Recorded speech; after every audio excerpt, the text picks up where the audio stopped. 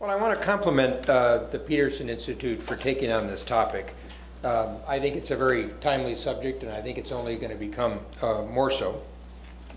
So I think this is a conference that fits very well with the Peterson Institute's tradition under Fred Bergston of trying to anticipate economic issues that call for policy solutions, but also with the Peterson Institute's future, because Adam has tried to encourage some very innovative research and debate that I think will contribute to anticipatory thinking.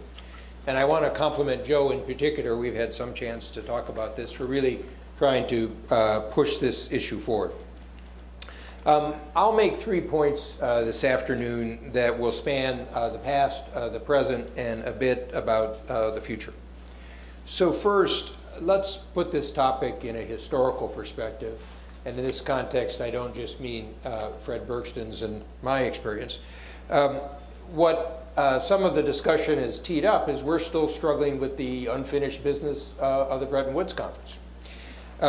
Ben Steele at the Council on Foreign Relations has written an excellent new book titled The Battle of Bretton Woods. And in many ways, it sets the stage very well for this discussion. As Steele explains, the prime architect for the U.S. position, Harry Dexter White, saw his aim as trying to create a new international monetary system to end the competitive currency devaluations and trade protectionism, what the United States at that era thought were the twin scourges of the 1930s, perhaps different interpretations now depending on the dialogue we heard with Doug and Fred a little bit. It's also quite interesting in reflecting the times. The New Deal or Treasury was really focused on eliminating the old European powers as rivals on the world stage. Particularly, they wanted to break up the imperial preference system of Great Britain. They wanted to elevate the US dollar to surrogate gold. And one that has been lost sight of a little bit is they wanted to shift the focus of power for the country's monetary system from Wall Street, which was their enemy, and the New York Fed, which they didn't really appreciate, to Washington and the Treasury. My favorite, of course, is the Bretton Woods resolution that called for the timely liquidation of the BIS, and of course, the BIS still exists and is going well.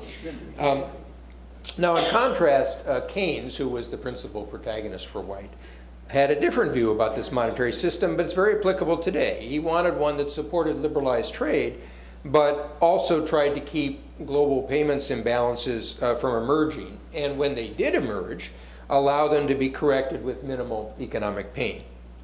Now, of course, the core differences in perspective reflected the different national perspectives. The US, as a country with very massive reserves and a very big trade surplus, wasn't concerned with global imbalances in 1944. And Britain, a country that was deep in debt with just a sliver of reserves and very uncertain export prospects, wanted the new monetary system to create a new type of international central bank that would encourage the growth of money globally with mechanisms that would press surplus countries to either increase imports or appreciate their currencies. As we know, Keynes and Britain lost that argument, so it was somewhat ironic at a G-20 meeting, I think in 2010, to sit there 66 years later and watch Tim Geithner try to revive Keynes's logic with a proposal to establish a norm for current account surpluses of the G-20, which of course the Germans and the Chinese promptly shot down. Now, I think there are 4 legacies of the Bretton Woods battle that we should recognize in considering today's debate. First, both White and Keynes, despite their difference, treated the problem of reviving the multilateral trading system and eliminating discrimination and trade-depressing barter arrangements, which they saw as the alternative, as a currency problem, not a trade problem. Yet, over the years, as you've heard today, we've let the global currency and trade issues become detached. They're managed in different institutions, the IMF and the WTO, and they don't act with policy linkages. There was a reference in one of the comments that this in the US reflected the difference between the Treasury and the trade people. I have to say I never really encountered that in my experience. It may have been the periods that I was working on it, either at Treasury or at USTR, but actually there was quite a simpatico view. But there may have been different positions at different circumstances. Second legacy. the international monetary and trade systems are still struggling with this rebalancing issue, how to share the adjustment between the surplus and the creditor countries, as John Murray's presentation really highlighted. Third, White's key victory, the enthronement of the US dollar, interestingly survived much longer than his international monetary system. And that's another irony, because if you look at what White said at the time, he couldn't believe that the US dollar would be able to play such a world role without the firm backing of gold. Now, as Fred Bergston has been pointing out, and I will probably point out in the future even more, this international role for the US dollar, which everyone thinks is a great blessing, actually comes with two very big costs, and they're implicit in the discussion today. One, other countries can determine their exchange rate with the dollar and avoid appreciation by buying dollars. And second, one that's a little bit mixed on the feeling on the US side, there's clearly a moral hazard for the United States that it won't be pressed to adjust policies when its imbalances suggest that it should. Now, the fourth legacy of the White-Keynes debate is a little bit different, but I think it's quite important as underpinning this discussion. It's the nature of a caution about intellectual constraints that are forged through recent experience. And this is part of the description of Steele's book that I enjoyed the most.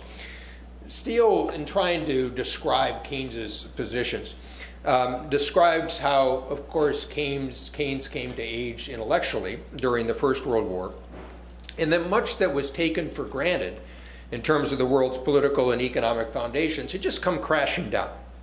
And he mentions, quote, in particular, the gold standard, and with it, indelibly fixed exchange rates, seemed as natural to people then as it seems strange to them now. And he goes on to assert that the issue of replacing the gold standard with something else was as difficult and as fraught as the issue of replacing the dollar globally might be to us today. What was considered an absolutely extreme position, that of floating exchange rates, was considered by few economists other than Lionel Robbins as a notable exception to even be a system as such that would be able to restore equilibrium. So in sum, this topic is indeed discussing the unfinished work of Bretton Woods. And I suspect that the changes in the global economy will require us to consider some old intellectual strictures we've become comfortable with. Now, my second point, a briefer one, is that I think there's a combination of structural shifts going on in the global economy and extraordinary monetary policies that are going to push the topic of the international monetary system higher on the agenda. And I think Joe's research details the recent record of currency intervention and trade imbalances. Obviously, this work will be refined, but I think this is the type of evidentiary work that will be very significant as people start to feel this in markets and other terms. So let's just say a few words about the larger context. Over the past 5 years, 2/3 of global growth have come from developing countries.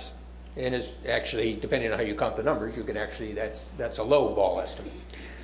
If you look as recently as the 1990s, that number was about a quarter or a fifth.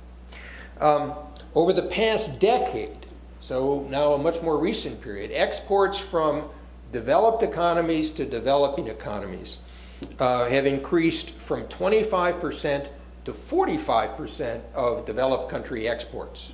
And it's actually 25 to 50% for the United States. In the 1990s, developed countries held almost 70% of the world's reserves. Today, developing countries hold 70% of the world's reserves. So whatever norms that the G7 countries developed to manage this world of floating exchange rates after the breakdown of the Bretton Woods system, these may or may not be accepted by the principles in the new global economy. And I was struck by Luiz's closing point about how the process worked. And this is where it's interesting to bring in sort of trade and central banker people together, much less the treasury types. It sort of worked, but if you actually consider the effects on the overvaluation of Brazil's currency, and you look at what happened in the Doha round, I think most fair negotiators and observers of the negotiations would feel that put a real pressure on Brazil's negotiators, particularly for their manufacturing sector. And even today, as you look where Brazil goes, you've got a very strong agricultural commodity balance, but what will be the effect on the manufacturing sector of some of these policy changes? So, was the price of these changes in this flexible exchange rate system an undermining of political support for a completion of a Doha round? So, yes, it worked, but at what cost and price? And I think that's part of the topic that we still need to get at. Now, the other point is that the structural shift that's taking place is coming at the same time that developed countries in particular are still struggling to overcome the Great Recession. Understandably, an unprecedented crisis has evoked an unprecedented response, particularly from central banks. And monetary policy has been used fundamentally to limit tail risks and to buy time. Now, I'm not saying, at least yet, that these extraordinary monetary policies have been misplaced. But I am saying that we're clearly in uncharted territory. You look at the balance sheets of central banks, and we have not been here before. And I understand that exceptional monetary policies, particularly those that are adopted primarily for domestic policy reasons and that are conducted in domestic currency, certainly differ from interventions of the exchange rate, as a number of people have said today. But might the lines blur, as we were discussing in some of the other parts? So let me just stick with developed economies for a second. We won't even get into the tensions with developing economies. How might a yen depreciation, because by the way, the Japanese central bank is not only buying yen-denominated assets, how might a yen depreciation policy affect the Eurozone's exports, particularly given their very similar manufacturing profiles, at a time that the Eurozone is really struggling? And how would a competitive currency devaluation process between Japan and the EU then affect the US? So what practical and political problems might be around the corner? Then there's another aspect. If monetary policies lead to asset price bubbles that plant the seeds of more shocks to the global financial system, will the so-called management of the international monetary system be able to cope with the stress? My favorite example, one that I discovered a few years ago at the Kansas City Fed, was farmland prices in the U.S. Farmland prices in the U.S. are way above, in real terms, their late 70s highs. The money goes someplace. If you want to look at junk bonds, look at other assets. Now, there's always a justification logic for this. I'm not being critical of the policies, but I am saying we may face some unanticipated consequences, and how might those flow back into the international monetary system? Now, third, as Gary Hufbauer and Jeff Schott and Vera and the very good panel from the legal side emphasized, the members of the WTO and the IMF have agreed to articles that offer multilateral standards for addressing either manipulation of exchange rates or the frustration. So I won't get into the details, they already covered that. But at a minimum, it seems to me that the members of the IMF and WTO need to discuss what they mean by these articles. They've agreed to them. Don't we have to have some sense that they might mean something? And I personally think this is where, when we think about policy actions, it's important for the head of the IMF in particular, but in concert with the Director General of the WTO, not to abdicate the responsibility to pose these issues. This is a governance question. There is a role for international leaders of these institutions to at least push the discussion, even though it may be uncomfortable, maybe you can't get board decisions, but there are lots of things that the leaders of multilateral institutions can do, short of board votes, to at least frame the issue. And the reason why this is important is because if multilateralism fails, unilateralism will prevail. The issues will not go away. People will take alternative approaches to them. Now, I think there's an important role here in the international system to try to anticipate some possible problems. I think Mike Gadbaugh's presentation was a way of trying to touch on that, about sort of interpret them. Gary Hufbauer posed a question based on something that I'd written in a Wall Street Journal op-ed, and just conveniently today, the FT published one that I wrote about the next head of the WTO, where you can see I've been consistent. And it's interesting, you'll see one of the points that Gary touched on was that all the WTO candidates have now said, or at least he believes, that as they campaign, they've been downplaying the role of the WTO in currencies. Well, I obviously suggested that that ought to be a question that maybe some others, maybe Brazil and the US and others, ought to ask candidates. So at least the next WTO Director General starts out with a fair sense that this issue should not be totally off the table. I also think that one of the problems that of the problems profile will now only be exacerbated by these issues that I mentioned of structural shifts, the response to the Great Recession, extraordinary monetary policies, and you can't avoid it, there's a rising debate about competitive devaluations. Now, people may mean different things. I've never liked the currency war concept. I think it engages in sort of hyperbole about the difference between real wars, which I've seen, and this type of issue. But the reality is this topic, I think, is present at the table, and we ought to figure out some way to have an informed discussion, partly from policy think tanks, but also the international institutions. And it was interesting, Luis's sort of response from the IMF to Joe's research. My takeaway was, you may differ in matter of degree, but you don't differ in terms of the fundamental substance about the connection of the intervention with the current account surplus, and that's, I think, an important point. So I think this is the opportunity for the Peterson Institute and others to try to offer some ideas on policy responses and strategies to nudge the multilateral system to achieve them. Now, I wouldn't expect steps as bold as some of the ones that Vera was talking about to try to explain it. But I do think it's important to try to recognize the interconnections. I was at a G7 meeting of finance ministers a couple years ago. I was actually hosted in Washington by the Canadians, where among G7 countries there was a effective reestablishment of the norm among G7 countries that thou shalt not intervene unless the other G7 countries concur that that's a basis. Well, that's not a rule. It's not written down anywhere, but it was a norm of practice. One of the countries had taken some action that sort of raised some question, and the discussion basically reestablished that. That's the one start of the basis of these types of actions.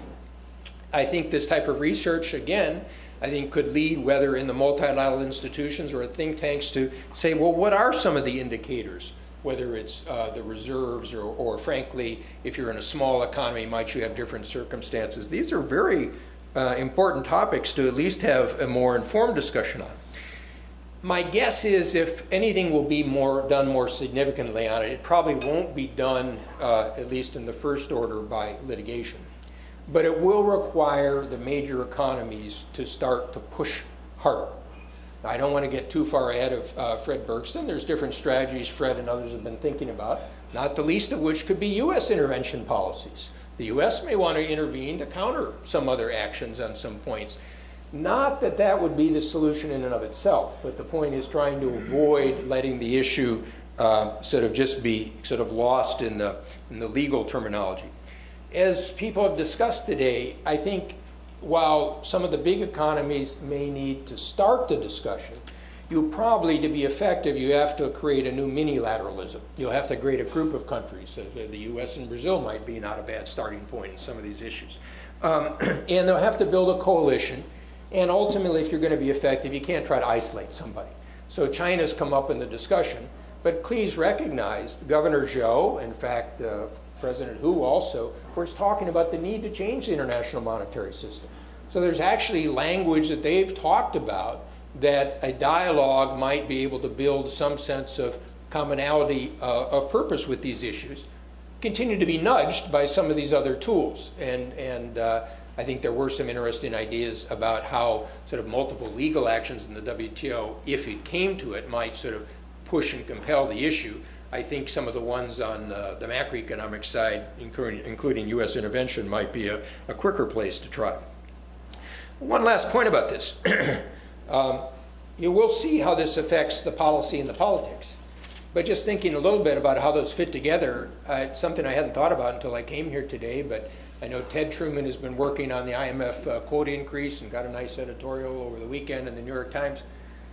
You know, one possibility, if the Congress gets engaged in this, is that when they do the quota increases, I hope they do, they might put some language in that about trying that the U.S. Needs to pursue some of these topics, at least as a will of Congress in the process. Remember, the reason we got the currency manipulation language in the 1988 Trade Act was, frankly, Congress trying to join the bandwagon that had partly been launched by Fred Bergston and picked up by one of my bosses, James Baker, in the whole currency effort with the G7, and a recognition that the language from currency manipulation obviously comes from the history of these documents, was that Congress was trying to engage in the game through its own legislative process. And remember that 1988 Trade Act was an authorization of trade negotiating authority. That was the fast track. And it came with a series of process steps as well as this language. Now, by the way, there's a discussion in the United States at the same time it's going to go ahead with trade agreements about trying to get trade promotion authority. So might you see language like this show up in trade promotion authority along some point too. So I think what this discussion has been particularly useful for is trying to combine a little bit of sense of that the problem that we're struggling with is not an easy problem. And my point about going back to Bretton Woods is that this has a long history and legacy, and people have struggled with it. So we shouldn't feel we have to come up with an answer today. But on the other hand, we should realize that this is a problem that won't go away, and we're not serving the international system by abdicating it. And the question is, what sort of combination of changing people's attitude and outlook, seeing the risks of inaction, what combination of multilateral discussions, and what combination of either unilateral or group action, whether in microeconomic or macroeconomic terms, might push the international system to a better policy equilibrium than we're at today. Thanks.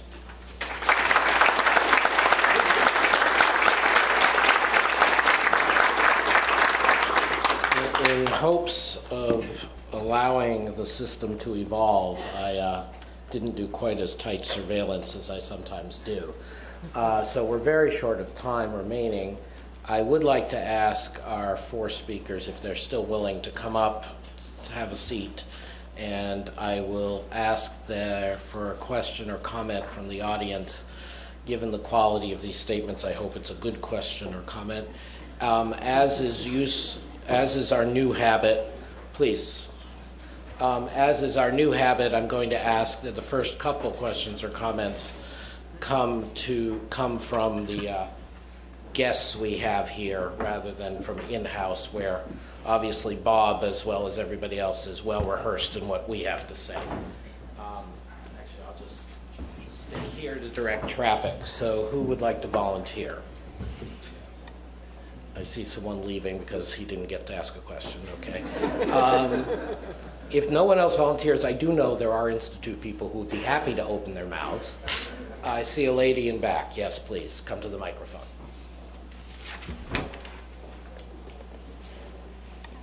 Thanks. Question's quick. What are your Please identify yourself. Jennifer Harris, U.S. State Department. Views on introducing currency questions, possible responses within current trade negotiations, such as TPP or TTIP? Thank you. Okay. What kind of linkage would people want to make, would advise the U.S. or fear the U.S. or desire the U.S. to do as it pursues these regional trade negotiations? I'm not going to let Bob go first. Are all the other ones scared to mention on this topic? Okay, then let Bob go. Well, it's interesting you ask this, because I just discussed this with Fred yesterday. My overwhelming thought in this area is that we need to have real negotiations before we figure out things to add into them. So we need a U.S. trade representative, we need the will to take on these tough issues, and there's a lot of work to be done in the TPP, and the transatlantic hasn't even been started. So my first inclination is let's kind of get the basics going and moving ahead without necessarily complicating this issue. But I would say that in the transatlantic U.S. context, it might be useful to at least discuss as process of building this sort of broader coalition, whether the European Union and the United States would like to emphasize a norm. In other words, my thought here is we might not have enough homework done to try to have something that would allow retaliation or trade action or something like that. But I think if you're going to build a broader coalition to discuss this subject, my sense is that in the past decade, this has been seen as a U.S. problem with China. And I personally believe that that's a mistake. I think this will affect the European position. You could see, as John's commented about how other flexible currency countries, Canada and others, are affected by these imbalances and the failure to rectify them. So I think that if types of discussions like this lead people to feel that this is sort of a gap in the international system, while my preference would be to have the IMF and WTO play the key role, they may need to be prodded through some of these other discussions. But at early stage, sometimes in trade negotiations, we don't always have to run to dispute settlement systems. That's a good point. I see one more person in back before oh, sorry, please. If you're willing to talk, please. Just a footnote on this as well, complementing what Bob was saying. It's also important to think of global imbalances within a trade zone, within a monetary common area. Think of, let's say, what could have been done perhaps within the Mercosur to accelerate trade integration. We are not at the sort of the stage of, for instance, the Eurozone. But even in the Eurozone, you could have thought of, let's say, better ways in which you could sort of reduce or moderate imbalances between countries with surpluses and countries with deficits. And I think it will help also in the context of, let's say, improving trade, to have also a view of, let's say, setups that would create more cooperative behaviors within, let's say, trade. I think we all have problems, and I think we need to seek at home and internationally solutions that are cooperative. Does that provoke Benoit or no? No. Well, I can add a footnote to the footnote. No, I certainly agree with Luiz that the regional dimension is important, well, especially within the monetary union, but also when regional exchange rates matter. But it's not that much about tariffs than about market integration, I would say. What we've seen in the euro area is that part of the reasons for the current mess, if I may say so, is lack of market integration. Not that much for manufactured goods, but for services. We don't have a properly functioning single market for services. We have financial fragmentation, which is about the single market for services, financial services. So financial integration does matter a lot at the regional level. Okay, there is a gentleman I see back there who can go to the back mic, and then because not enough of you volunteered, Ted Truman gets to talk. So, thank you. Dong Hui with China Review News Agency. I have two questions for Ambassador Zoellick. The first one, an economist from the Fed San Francisco released a study report a couple of days ago predicting that Chinese economic growth rate will I'm sorry, that's not on the topic of today. Do you have a question on the topic of today?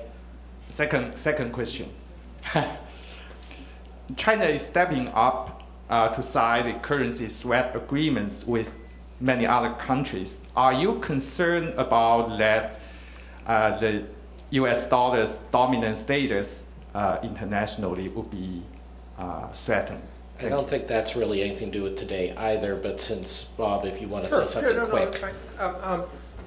No, I'm not concerned about the dollar. I mean, if anything, as you see the problems with the euro, it's the dollar's preeminence is in some ways re-emphasized. I think I'll defer to Fred in some of the work he does, as I touched on it. This is a double-edged sword for the United States in terms of the reserve currency. So my own sense is that over time, I do not know how long, but over time, you are likely to move to some multiple currency and maybe even multiple asset system. And it may be, we're now probably talking decades. But in the spirit of this discussion, I think these types of topics are the sort of issues that should lead the IMF as well as the WTO to start to discuss what would be the relationships and implications as you move to those systems. One last point is that I think China swap arrangements are also one step in the efforts of Governor Zhou and others to internationalize the renminbi. And I think the process of internationalizing the renminbi is related to China's goal, its own stated goal of opening the capital account. And once China does reach the stage of opening the capital account, then I think the topics that we have on this table will even be of greater importance. So in that sense, I think all of that is a positive step. One last point, though. The concern that, just having read Ben Steele's book again, is that you don't, one of the problems in the 20s is you didn't have barter arrangements, you had bilateral currency arrangements. I mean, in effect, this is what the imperial preference was with Britain too, where you had sort of pounds that could only be used to buy things from Britain. So it will be important as you move toward these swap arrangements that they be fit within an international currency system and that we not allow the system to fragment, which just underscores the point to me. These issues are not going away. And frankly, I think that there's a key role here for the IMF and the WTO to at least get them discussed and hopefully drawing from some of the work on places like the Peterson Institute. Okay, I actually have a comment, but I'll withhold and defer to Luiz, who wants to come in. Just a footnote. As you may know, Brazil and the Central Bank of Brazil and the People's Bank of China just signed last week a swap agreement in Durban at the fringes of the BRICS summit. It's a $30 billion line. The objective is precisely to sort of facilitate, let's say, trade if there is more adverse conditions in terms of market sentiment in the global economy. So it sort of complements existing mechanisms. It's supposed to precisely facilitate the great amount of trade flows that we have between our two countries in case there is an emergency. I think it's mechanisms. We have similar swap arrangements and mechanisms with other central banks. It provides, let's say, a sense of better insurance and better sort of conditions for continuation of global trade if there is a sort of more adverse conditions in terms of international financing lines. Thank you. Benoit? No, just to follow up on what Luiz just said, I mean, currency swap arrangements and also payment links on a more technical ground. It's a little bit the tail that wags the dogs. I mean, it would be an illusion to think that you can steer market integrations through this kind of arrangements.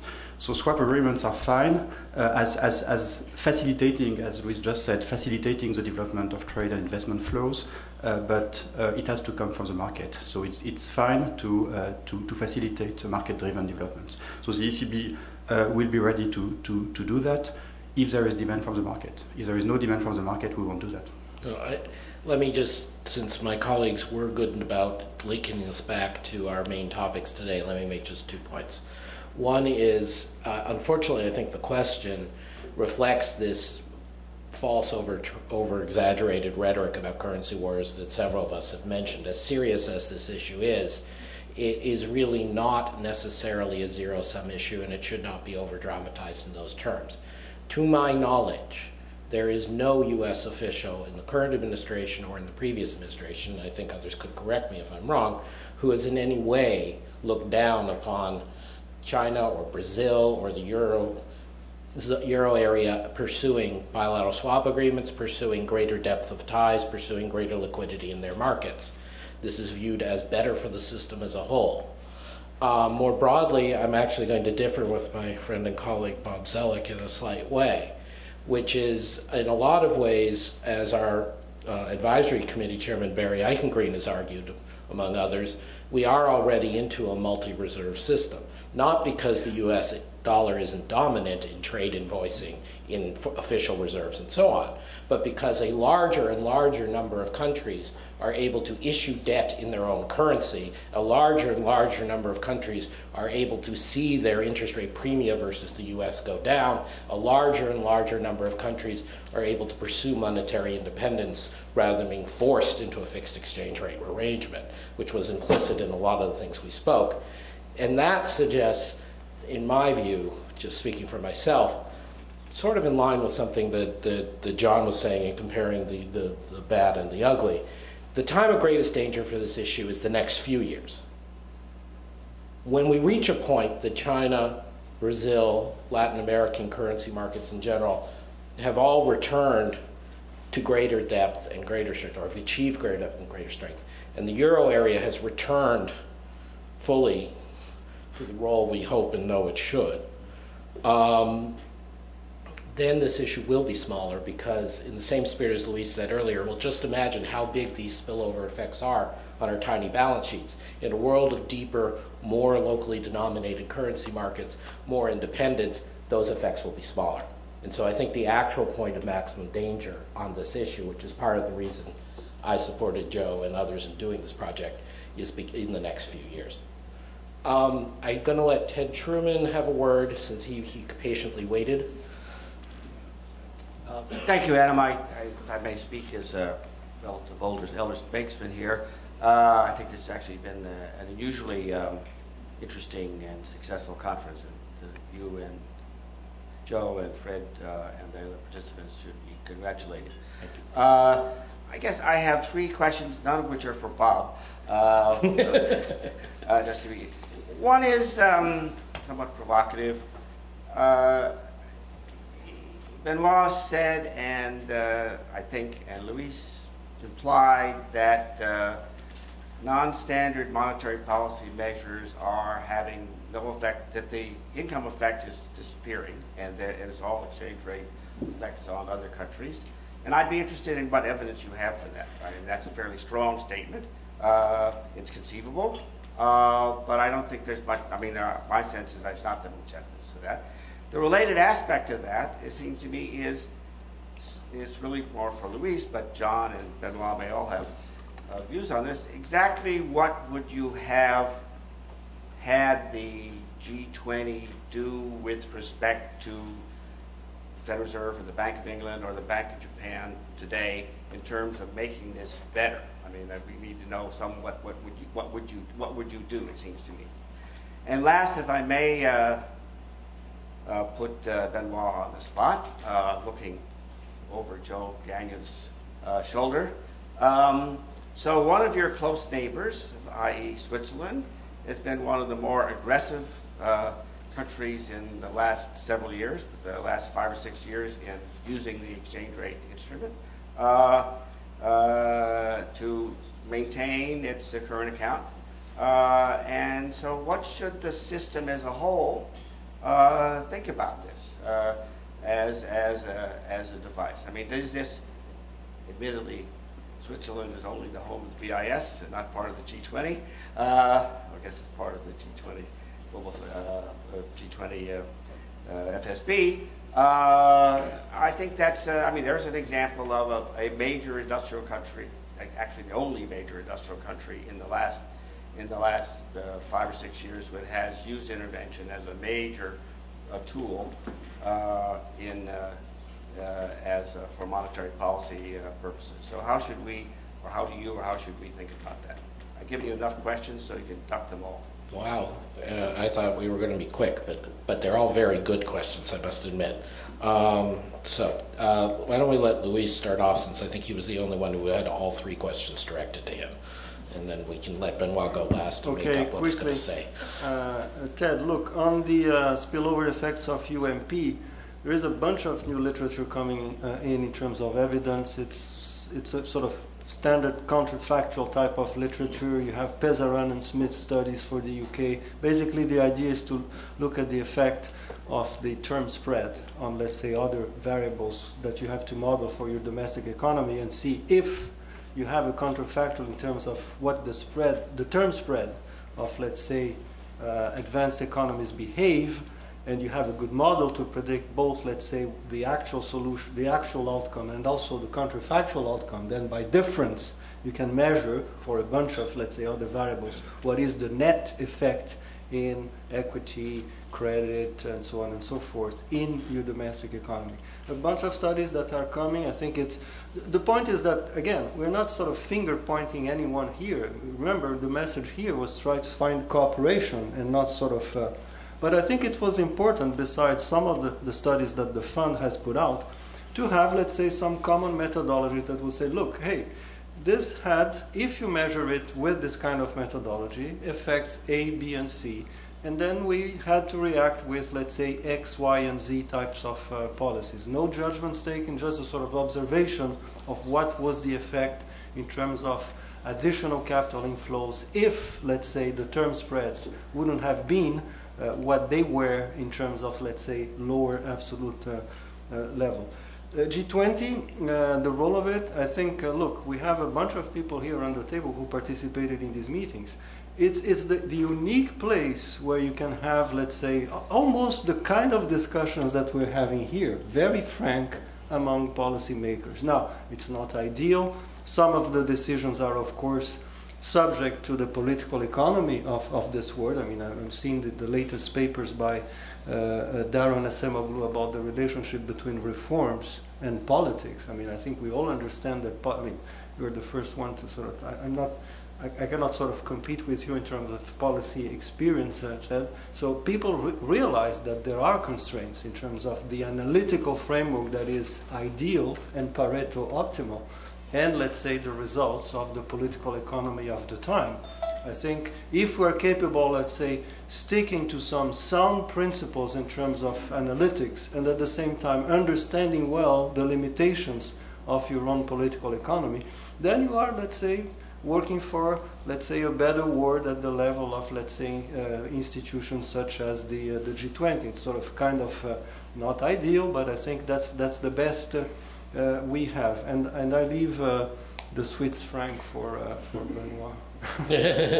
Well, before Benoit goes, John, you've been very quiet. Do you want to say something? That's not necessarily bad. I don't know. Spoken like a true Canadian, yes. No. Okay. No, before answering to Ted on Pareto optimality, I mean, G20 decisions are by definition Pareto optimal because they are taken by consensus. So the point is that they are not socially optimal. That's more worrying. But well, that's en passant.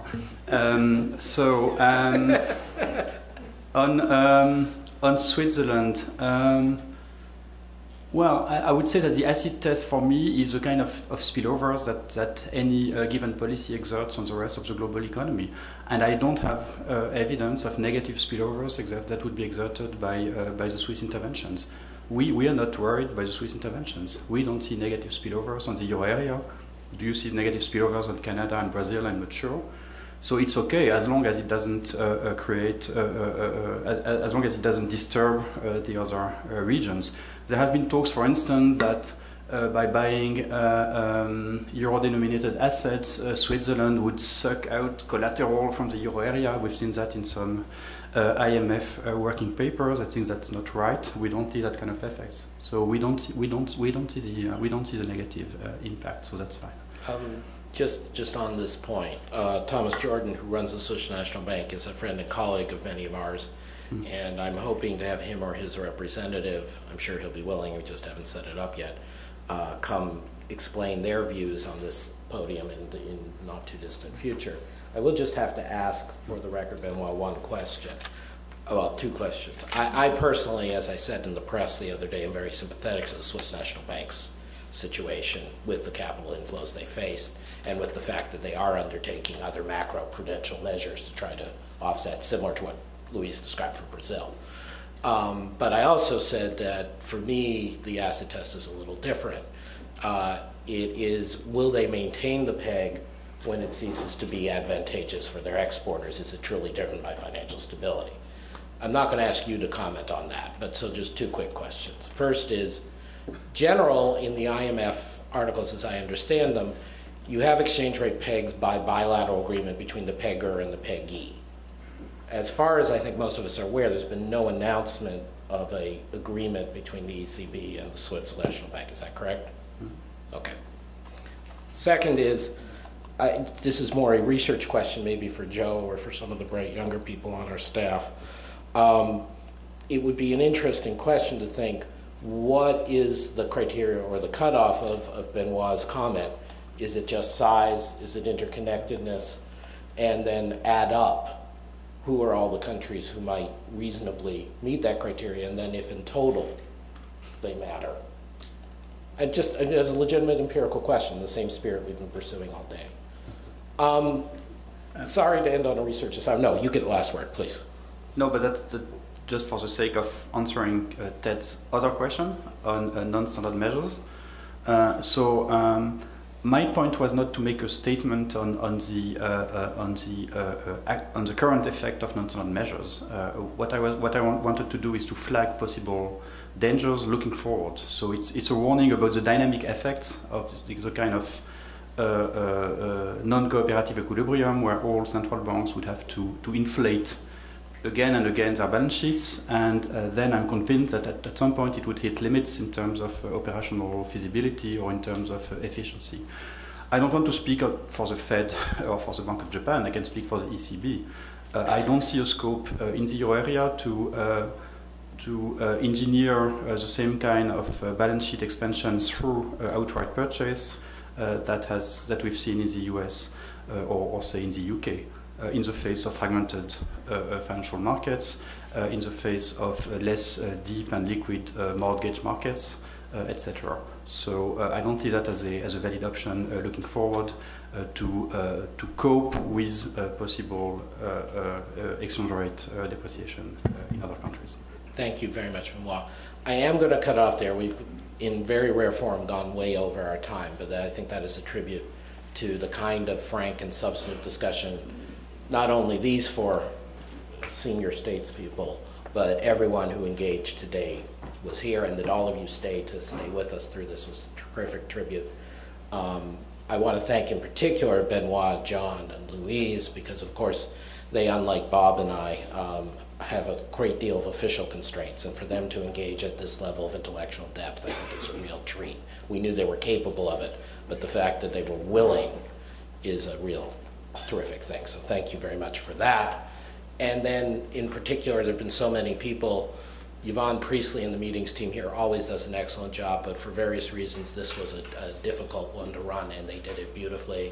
Jeff Gordeau, our Director of Operations, Michael Ennis, the man in back who makes John's PowerPoint come to life. Lucio, Vera, our colleagues from other institutions who helped us bring together this focus. But most of all, a special thanks to Joseph Gagnon, who I was proud and sensed Fred and I hired him when I left for the Bank of England. He's been a great, great colleague, and for him to take the lead on this was just another thing that he does for the Institute, and really high praise to Joe for putting this together. Thank you all very much.